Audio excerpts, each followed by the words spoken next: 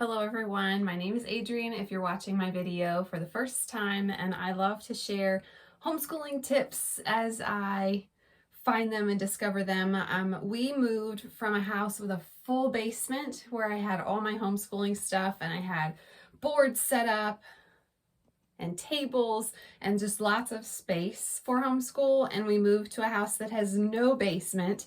So I am working out of a much smaller area, and I just want to encourage anyone that doesn't necessarily have like a homeschool space. You don't have to have like a specific room to homeschool. You just need a place where you're going to store some things. So I'm just going to share kind of what we did in this house. We have a very small laundry room. That's where I am right now. Sorry about the lighting.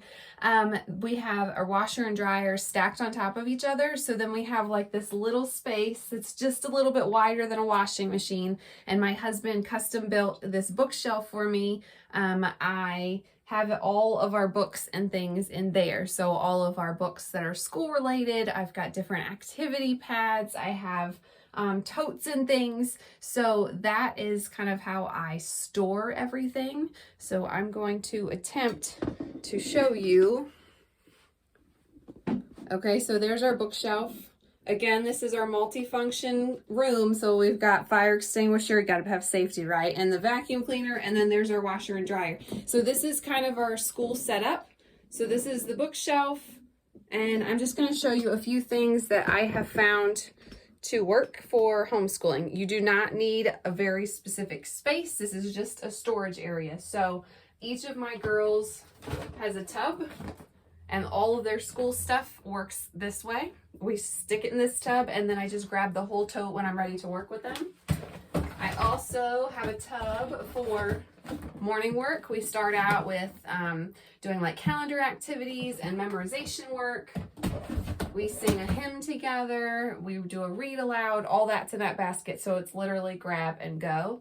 And then I have another basket right next to them that has like pencil case stuff. And then I have some random toys that I'll cover in another video of occupying my little ones. And then because I am still wanting that classroom-like feel, I got some of those display boards. I always think of like science fair projects where you have like the board and it opens up. Okay, so on one side I have our calendar. So it's super thin. It slides in between the bookshelf and the washer and dryer, super thin. And I've got our calendar on one side, and then on the other side I have a map of the United States. And we can go through and talk about geography after we do our calendar. Another one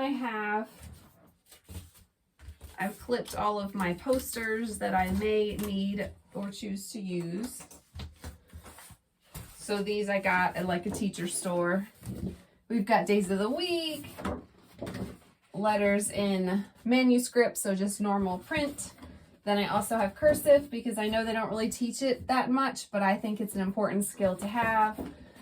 We love to learn sign language. My middle child was very delayed with her speech, so we discovered a love of sign language. So that's always fun to teach any kind of language to your kids that you can while they're young.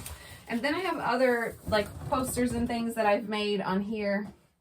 So I can just grab these boards and go. And they take up very little space, but then when I open them up, they're able to house all that information for me. So that's super, super easy, but you still feel prepared with what you need. And some kids are visual, so they actually need to see it. I also want to look into getting like a wheeled organization cart that I can put other things on and wheel it out of this room, because we normally do school either at the kitchen table or in the living room. So that's not too far. Just have that wheeled thing I think would be cool. Another thing I slip in here is a little whiteboard. We do lots of like writing and cursive and things on here. So this is good to have. Again, not taking up a lot of space, and it does not have to be mounted to the wall. It works perfectly fine doing it in your lap or on a table. Let's see, what else did I want to cover? Oh, I have other totes. Like my one tote has flashcards in it, and I labeled it. So if we're working on flashcards, I will pull that out. I have another tote that has files for each week. We do classical conversation, so each week has its own file. If I find something I like, I slip it in there. And then I also want to encourage you to use digital resources. So whenever you can, find things online that are free. And if you want a list of my favorite ones, just drop homeschool resources in the comments and I will get that to you. I have created like a file where I typed out like all of our favorites. I'll just highlight a couple ones that we use all the time. So the first one is called Extra Math. It's spelled X with an X, not EX, Extra Math. It's spelled XTRA Math, extramath.org. And that has, it's like fact practice. So it's like digital flashcards and there's a teacher that you can either turn off or leave on. My daughter likes to imitate his accent, so it's just a little fun thing for her to do. But they go through and they do, it's like digital flashcards and it tracks their progress. And then once they meet a certain milestone, it gives them a little certificate and they're all fancy and then they can go on to the next thing. So we're working on subtraction right now. She mastered addition. Another site that I really love is typing.com because I think it's important to learn how to type correctly without looking at the keys. That's a great one. And then I also like to find learning games that can be used lots of different ways. Because again, if you're thinking of small space, you really have to get bang for your buck when you're looking for things. So something that could be a puzzle that is also has something on it that you could learn about. So we have a puzzle. I forgot to grab it out. It's 300 pieces and it's animals. And it talks about the tree of life. This one's pretty awesome. So it talks about the different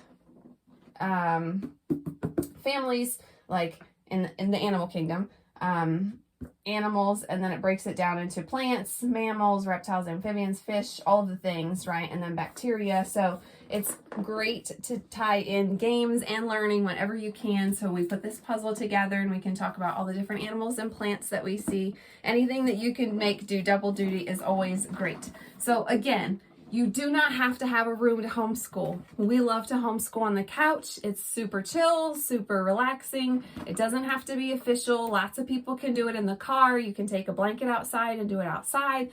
There's so many options. I don't want you to feel limited if you have a small space like we do. Yes, it is wonderful to have a huge room or you can just have everything all set up, but with a little bit of work and creativity, you can make any space work. So if you have a closet in your home that you could clean out a couple shelves, you can make it work. It does not have to be an entire room. So I hope that was helpful. I hope that gave you some value. And again, if you want that list I was talking about before, drop resource list in the comments and I will send that to you.